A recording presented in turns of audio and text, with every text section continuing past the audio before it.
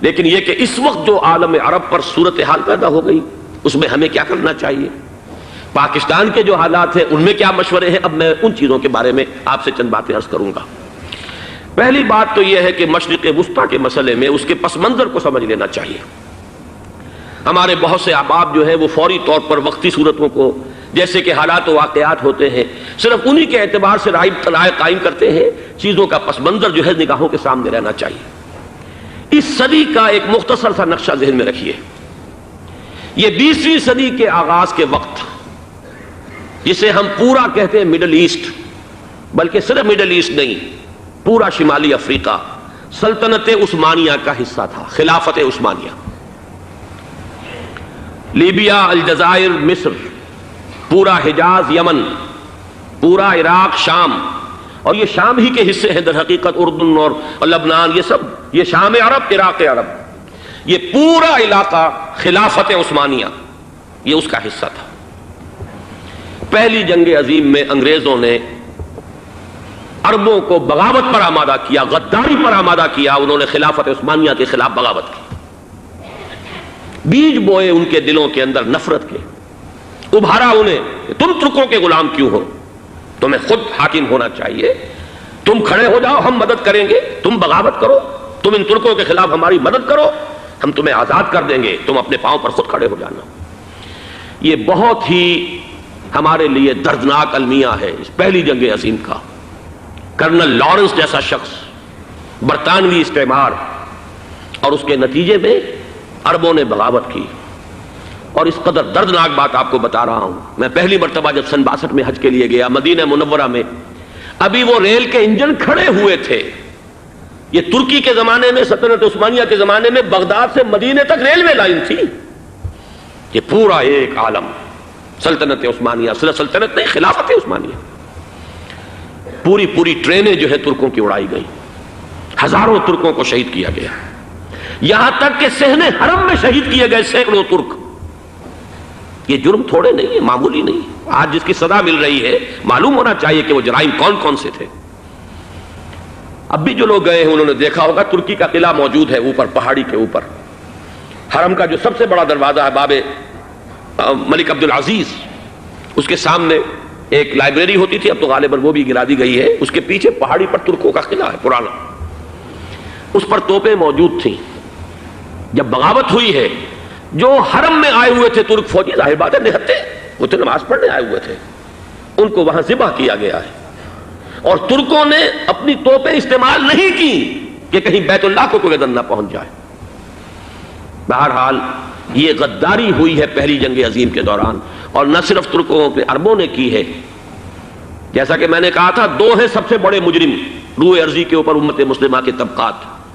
ہمارا پنجابی سپاہی بھی جا کر انگریزوں کی مدد کر کے ایلن بی کو قبضہ جو لے کر دیا بغداد کا، اس میں ہمارے مسلمان پنجابی سپاہی بھی شامل تھے۔ یہ خون چکاں باب ہے ہماری تاریخ کا اس صدی کا۔ لیکن اس کے بعد سلطنت عثمانیہ کے ٹکڑے ہو گئے، چیتھڑے ہو گئے۔ ایک انگریز نے لکھا ہے یہ جملہ، زہر میں بجھا ہوا جملہ، کہ تاریخ میں یہ بات ثبت ہو جائے گی کہ ایک انگریز نے اس سلطنت کے ٹکڑے کر دیے کہ جو عمر فاروق نے قائم کی تھی رضی اللہ تعالی عنہ۔ یہ پورا عالم، یہ تمام علاقہ کس نے فتح کیا تھا؟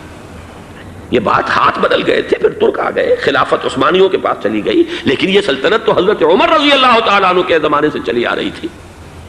اس کو ایک انگریز کرنل نے، اور اس نے بغاوت میں آمادہ کر کے عربوں کو اور ترکوں کے پیٹھ میں چھرا ڈھپوا کر ان کے ذریعے سے اور ٹکڑے کر دیے۔ لیکن جب جنگ ختم ہوئی، اب انہوں نے کہا کہ اب ہمیں آزادی دیجیے، تو اب انہیں معلوم ہوا کہ غداروں کو دنیا میں کیا ملتا ہے، ٹکڑے کر دیے گئے۔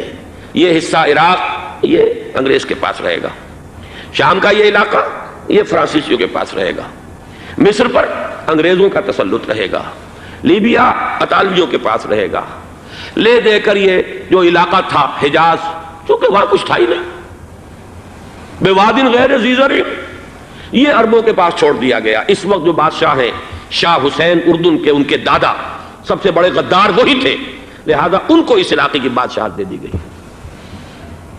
اس کے بعد نجد سے ایک تحریک اٹھی ہے، وہ سعودی جو خاندان ہے وہ نجد سے اٹھا ہے۔ نجد میں اس وقت کچھ بھی نہیں تھا، وہ تو صرف ریت کے تودے تھے اور کچھ بھی نہیں، لہذا ادھر کسی استعماری قوت کو دیکھنے کی ضرورت ہی نہیں تھی۔ وہ تو بعد میں تیل برآمد ہوا اور اس کی حیثیت ہو گئی، اور یہ امارات کا علاقہ جو ہے اس کی دنیا میں اب گویا کہ یوں سمجھیے کہ جو سب سے زیادہ اہم علاقے ہو سکتے ہیں روئے ارضی کے نقشے پر، ان میں سے ایک وہ ہو گیا۔ لیکن یہ اس وقت کی بات میں کر رہا ہوں، کوئی حیثیت نہیں تھی، لہذا اس کو چھوڑ دیا گیا۔ یہ ہے تاریخی پس منظر، یہ لکیریں جو کھینچی گئی ہیں، یہ ایک ملت اسلامیہ کو جو قومیتوں میں تقسیم کیا گیا، پھر نعرے لگوائے گئے المصر للمصریین الشام للشامیین۔ اب شامی ایک علیحدہ قوم ہو چکے ہیں، مصری ایک علیحدہ قوم ہو چکے ہیں، عراقی ایک علیحدہ قوم ہو چکے ہیں۔ یہ ساری تقسیمیں استعمار کی پیدا کرنا ہے، اس کا کوئی تعلق اسلام کے ساتھ نہیں۔ اب ضرورت تو اس بات کی تھی کہ استعمار کے پنجے جب یہاں سے کچھ ہٹے، دوسری جنگ عظیم کے بعد ایک دور آیا، امریکہ ابھرا ہے دنیا کی عالمی سطح پر سیاست میں، اس کے ہاں کچھ آزادی کے تصورات تھے، اس نے بھی سپورٹ کیا۔ برطانیہ کمزور ہو چکا تھا، وہ اتنے بڑے علاقے کو اب ہولڈ نہیں کر سکتا تھا۔ ہندوستان بھی آزاد ہوا، پھر یہ کہ اور دوسرے علاقوں سے بھی اس کو پسپائی اختیار کرنی پڑی۔ استعمار کے پنجے جس طرح بھی ہوئے، ان کے سینوں سے، عربوں کے سینوں سے جو ہے گویا کہ وہ ہٹے، لیکن امریکہ نے ایک اپنی بہت بڑی حکمت عملی جو اختیار کی، عالم عرب کے سینے میں اسرائیل کا خنجر پیوست کر دیا، تاکہ یہ کبھی آزاد نہ ہو جائیں، ہمارے انگوٹھے تلے رہے، ہماری پالیسی گورن کرے۔ یہ استعمار کا دوسری جنگ عظیم کے بعد، جہاں برطانوی استعمار، فرانسیسی استعمار رفتہ رفتہ یہ ہٹنے شروع ہوئے۔ صدر ناصر نے انگریزوں کو اٹھا کر پھینکا میڈیٹرینین میں اور دوسرے جگہوں سے، الجزائر نے آزادی حاصل کی فرانس سے، اطالویوں سے جو ہے لیبیا والوں نے آزادی حاصل کی، یہ ہو گیا، لیکن ایک خنجر پیوست کر دیا گیا اسرائیل کا سینہ عرب میں۔ اس صورتحال میں ظاہر بات ہے کہ ایک تو بڑی آئیڈیل پوزیشن تھی کہ پورا عالم اسلام متحد ہو، لیکن وہ تو بہت دور کا خواب معلوم ہوتا ہے۔ علامہ اقبال سے بڑا کوئی نقیب نہیں ہے ملت اسلامی کی وحدت کا، ایک ہو مسلم حرم کی پاسبانی کے لیے، نیل کے ساحل سے لے کر تا بخاک کاشغر۔ لیکن انہیں بھی اپنے لیکچرز میں کہنا پڑا کہ اس وقت جو صورتحال ہے، پورے عالم اسلام کی ایک وحدت بن جانا تو تقریباً ناممکن نظر آ رہا ہے۔ اگر کسی طرح ایک common wealth of Muslim nations وجود میں آ جائے تو بھی بڑی کامیابی ہوگی، لیکن اس سے بھی پہلے یہ تو زیادہ آسان تھا کہ عالم عرب ایک وحدت کی شکل اختیار کر لے۔ یہ تو ایک قوم ہے، اکثر و بیشتر ایک نسل یا زیادہ دو نسلیں کہتی ہیں، شمالی افریقہ میں بربر نسل بھی ہے، باقی تو سب عرب ہے۔ یہ پورا عالم ایک نسل، ایک زبان، پورے اتنے رقبے کے اوپر بولے جانے والی ایک زبان، یہ تو ایک ہو جائے۔ افسوس یہ ہے کہ اس کا ایک ہو جانا، ایک شخصیت ابھری تھی جو مذہبی مزاج کی شخصیت تھی، جو دینی مزاج کی حامل شخصیت تھی، اگر اس کی قیادت میں عالم عرب متحد ہو جاتا تو واقعتاً ایک بہت بڑا جو ہے مرحلہ وہ طے ہو جاتا پوری عالمی ملت اسلامیہ کی ایک وحدت اختیار کرنے کا۔ وہ شخصیت تھی شاہ فیصل شہید کی، اور اس لفظ کے ساتھ ہی آپ کے ذہن میں آ گیا ہوگا کیوں انہیں شہید کر دیا گیا، کس نے کیا کرایا، کہاں سے تعلیم حاصل کر کے آیا تھا وہ جس نے شہید کیا شاہ فیصل شہید کو، اس کی گردن پر کون سوار تھی، وہ یہودی لڑکی کے جس کے فوٹو بھی شائع ہوئے، ایک گردن پر اٹھائے کھڑا ہوا شہزادہ اپنی ایک یہودی دوست کو، لڑکی کو، اور وہی ہے کہ جس نے جا کر پستول سے شہید کیا ہے۔ جان اچھی طرح جان لیجئے، جیسے بارہا میں نے عرض کیا ہے کہ حضرت عمر کو شہید کرنے والا کہنے کو ابو لولو فیروز تھا، لیکن اس کے پیچھے پورا ایرانی نسل پرستی کا جو پورا پس منظر ہے، اسے تو ہر شخص جس کی ذرا بھی نگاہ جو ہے جو صرف منظر کو نہ دیکھ رہی ہو، پس منظر کو بھی دیکھنے والی ہو، وہ تو جان دے گی کہ ابو لولو فیروز ایک فرد کا نام نہیں تھا، وہ ایران کا انتقام تھا عالم عرب سے۔ بالکل اسی طریقے سے یہ امریکی استعمار کا ہتھ کنڈا تھا، اسے محسوس ہوا۔ شاہ فیصل مذہبی مزاج کا شخص، یہ ابھر رہا ہے، اور یہ شاہ فیصل کی حکمت عملی کا ذرا آپ اندازہ کیجئے۔ لاہور میں سمٹ کانفرنس ہوئی، اس میں وہ آئے، سب سے ٹاورنگ پرسنالٹی پورے اس وقت عالم اسلام کے اندر شاہ فیصل کی تھی، اور وہ گویا کہ ایک بہت ہی جس کو کہا جائے کہ ایک بہت ایلڈرلی، ایک بزرگانہ ایک شخصیت جو ہے، اور انہوں نے اپنے دولت کے دروازے، عرب میں وہ مشہور تھے کہ نہایت خسیس اور بخیل انسان ہے، اس لیے کہ وہاں وہ خرچ کرتے تھے حساب کتاب کے ساتھ، لیکن ان کے خزانے کھلے ہوئے تھے عالم اسلام کے لیے، ادھر بھی مدد ہے، ادھر بھی مدد ہے، ادھر بھی کام ہو رہا ہے، ادھر بھی کام ہو رہا ہے۔ پھر انہوں نے تیل کا ہتھیار استعمال کر کے ایک دفعہ امریکہ کو دن میں تارے دکھا دیے تھے، لہذا ان کا ہٹایا جانا سین سے یہ امریکی استعمار کے لیے لازم تھا۔ اب لے دے کر رہ گئے کون؟ سیکولر مزاج کے لوگ۔ پہلی اٹیمپٹ جمال عبد الناصر نے کی، ناکام ہو گیا۔ قذافی صاحب نے کوشش کی کہ وہ ان کی جانشینی حاصل کر لے، ناکام ہو گیا۔ اب ایک تیسری شخصیت صدام حسین کی، ملحد ہے، اسلام سے کوئی سروکار نہیں، باس کا فلسفہ، سیکولرزم پلس عرب نیشنلزم، یہ اصول ہے۔ لیکن یہ ہے کہ یہ شخصیت ابو بکر ایسی آئی ہے کہ اس سے اس وقت یہ جان لیجئے، میں امریکہ میں بھی عربوں سے مل کر آیا ہوں، سعودی عرب میں بھی اب میں وہ دیکھ آیا ہوں، نوجوان نسل جو ہے عربوں کی، پورا جو دوسرے عرب ممالک ہیں جہاں پر کہ مذہب کا اتنا چرچا ہی نہیں ہے، پورا فلسطینی عرب، جارڈن کے عرب، شامی عرب عوام، وہ سب کے سب صدام کے پیچھے ہیں اس وقت، اس لیے کہ انہیں نظر آ رہا ہے کہ ایک شخص پھر ایسا پیدا ہو کر سامنے آ گیا ہے جو شاید عالم عرب کو پھر یونائٹ کر دے۔ اور یہ ہے اصل وہ شے کہ جو امریکہ کے لیے کسی صورت میں قابل قبول نہیں۔ دولت کے یہ ذخائر، خلیج کی یہ دولت، سیال سونا اور اس کے ذخیرے، اور یہ کسی طریقے سے یہ امریکہ کے زیر اثر نہ رہے، یہ ہے وہ شے جو اسے برداشت نہیں ہے۔ وہ کوئی عربوں کی محبت میں نہیں آیا 2.5 لاکھ فوج لے کر، وہ کوئی شاہی عرب جو خاندان ہے سعودی، اس سے اس کی کوئی دلچسپی نہیں ہے، کوئی پتہ نہیں کہ وہ خود ان کو ہٹا دیں اور وہاں پر کوئی جمہوری ڈھانچہ جو ہے وہاں پہ کھڑا کروا دے خود امریکہ۔ اس لیے کہ سعودی عرب میں دیکھ آیا ہوں، حالات اگرچہ ظاہر بات ہے کہ زیادہ گہرائی میں تو وہاں جانے کا موقع ہی نہیں ہوتا، بہت ہی مستبد حکومت ہے، لیکن صاف نظر آ رہا ہے کہ اس وقت دونوں طبقے نوجوانوں کے جو ہے وہ شاہی خاندان کے شدید خلاف ہو چکے، جو وہاں پر جدید مثقف طبقہ ہے، جدید تعلیم یافتہ، جو باہر پڑھ کر آیا ہے امریکہ میں اور کہیں اور وہ کثیر تعداد میں، اب وہ صاف سوال کر رہے ہیں کہ یہ بلینز اور بلینز آف ڈالرز کے جو ہمارا خرچہ آتا تھا، ہمارے ہتھیاروں کے آرڈر جاتے تھے، وہ کہاں گئے؟ کل 65,000 فوج، اور عرب کے پاس، سعودی عرب کے پاس اتنے ٹینک بھی نہیں ہیں جتنے کہ یمن جیسے غریب ملک کے پاس ہے، تو ہمارا روپیہ یہ گیا کہاں؟ یہ ایک سوال ہے جو ہر شخص کے ذہن کے سامنے ہے۔ اب ہمیں اپنے معاملات کو خود سنبھالنا ہوگا۔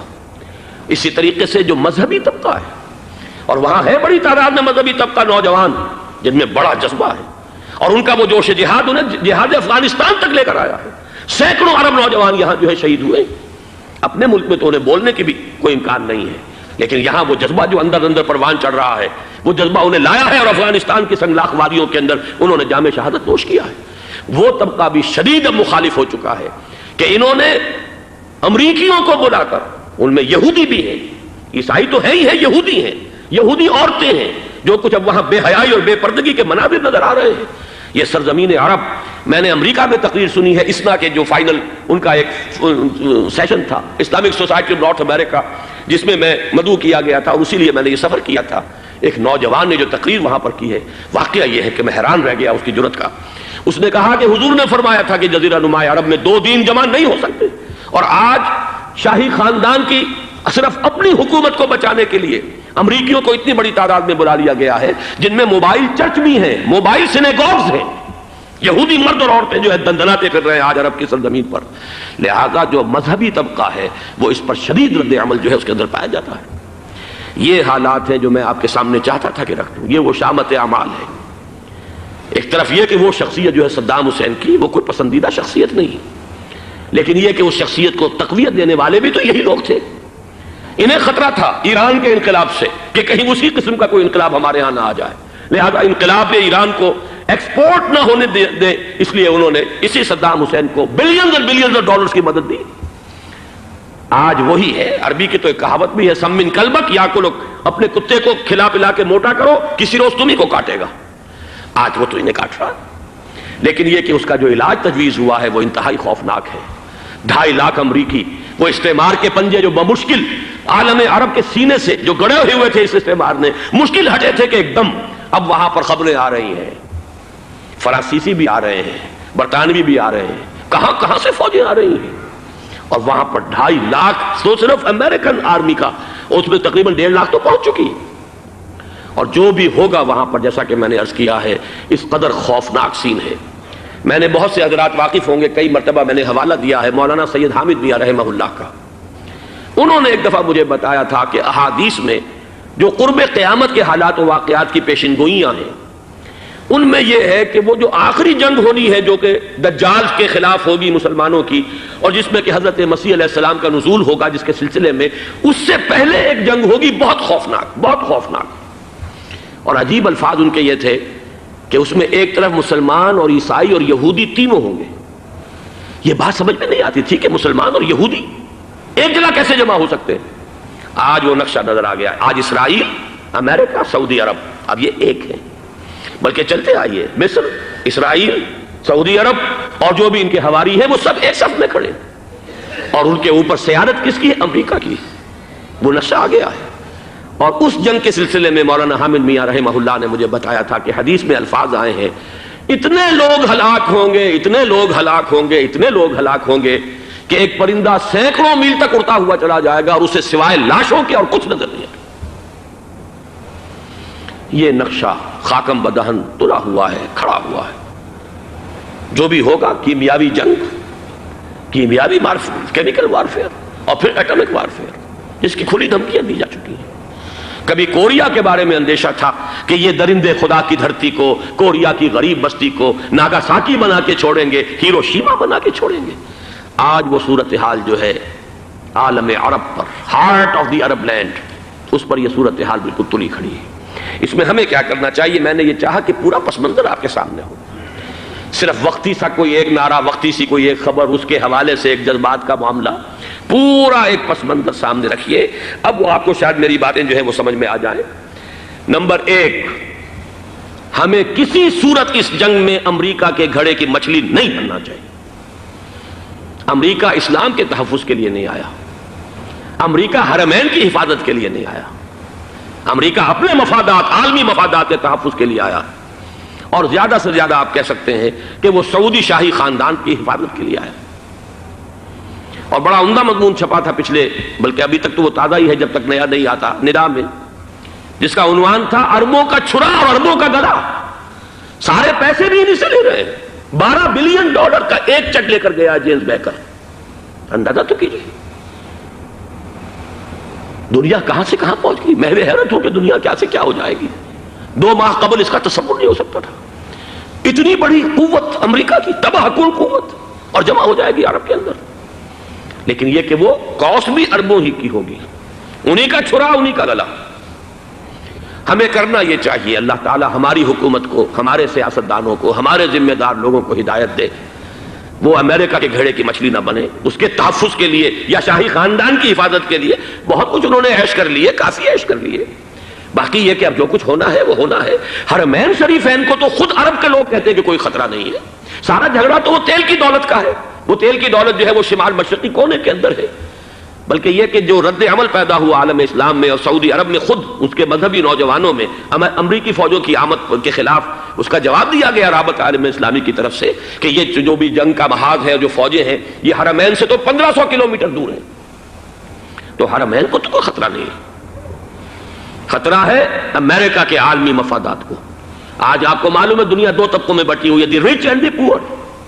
یہ جو اقوام ہیں، جو 6-7 قومیں شمار ہوتی ہیں دنیا کی دولت مند قومیں، ان کے لیے خطرہ ہے کہ یہ اگر ہم ان کا جو سب سے بڑا ذریعہ ہے اس کا صنعت کا، یہ تیل، اگر اس کو کچھ ہو گیا تو ان کی سب کی اکانومی جو ہے وہ دم دھڑام سے زمین پر آ جائے گی، وہ بھی برابر ہو کر رہ جائیں گے دنیا کے دوسرے ملکوں کے۔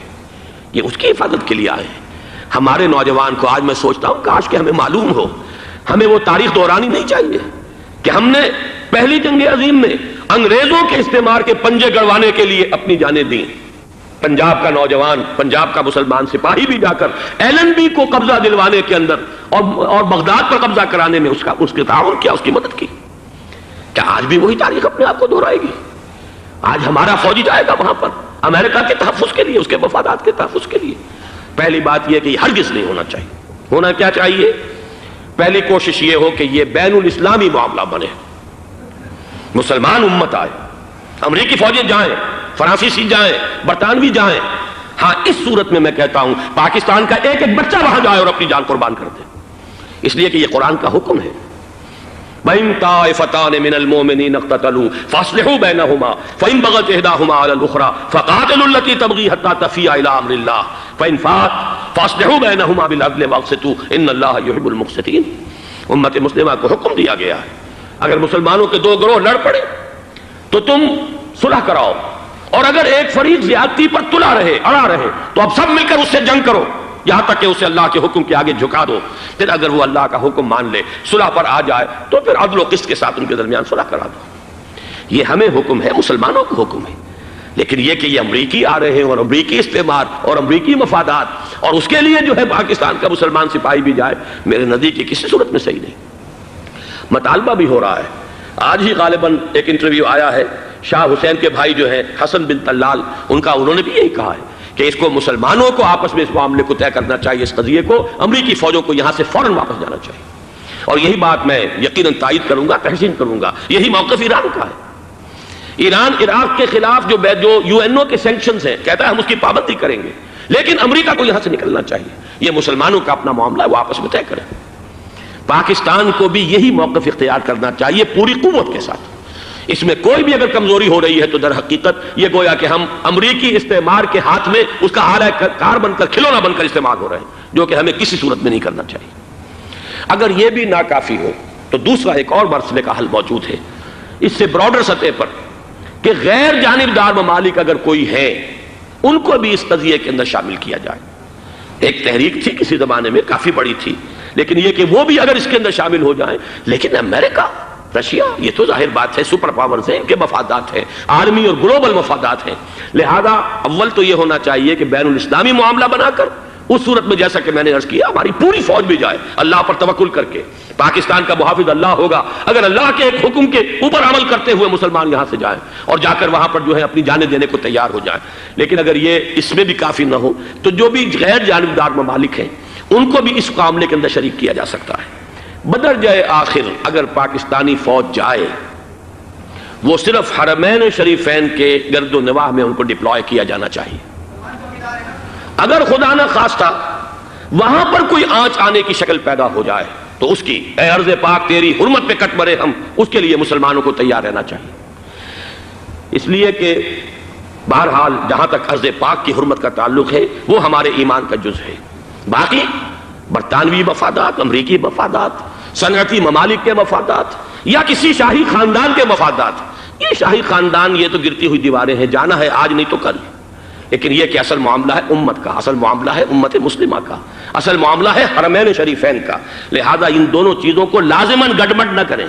آپ حضرات کے علم میں ہے کہ اس سے پہلے ایران کی طرف سے بار بار مطالبہ ہوا کہ حرمین کو بین الاسلامی کنٹرول میں دے دیا جائے اور سعودی عرب کا اس کے اوپر سے جو انتظامی عمل دخل ختم کر دیا جائے۔ میں نے کبھی تائید نہیں کی، اس لیے نہیں کی کہ میرا مشاہدہ ہے، میں گیا ہوں بارہا، سعودی عرب کی حکومت نے چاہے خود بھی بڑے بڑے محل بنائے ہیں لیکن حرمین کی خدمت کے اندر بھی کوئی کمی نہیں کی۔